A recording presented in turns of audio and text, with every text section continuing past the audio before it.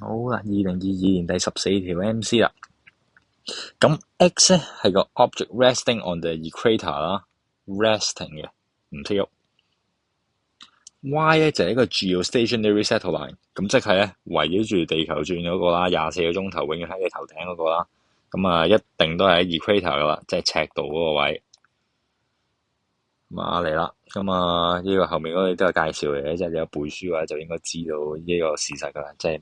佢 period 係24個鐘呢樣嘢啦。好啦，which description about the motion of X and Y are correct？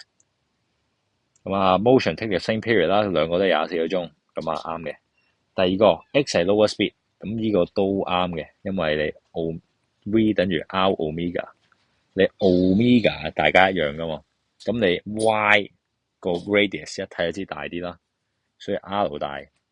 導致 V 都要大，咁啊第二句就啱啦。咁第三個 X 有一個 greater 嘅 acceleration，咁我哋諗下啦 ，F 等於 ma，F 等於 mr omega square， 咁一個就 centripetal force， 一個 Newton second law， 咁所以我哋就會知道個 acceleration 其實就係 r omega square， 呢個係你個 A 啦，咁所以 A depends on 咩啊 ？A depends on 你個 R，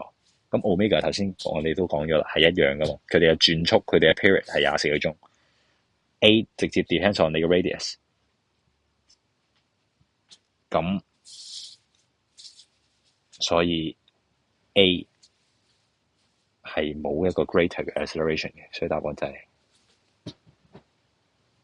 就係 A 啊。sorry，頭先講 X 啊，X 冇一個 greater 嘅，X 嗰個 acceleration 已經細啲嘅，係啦。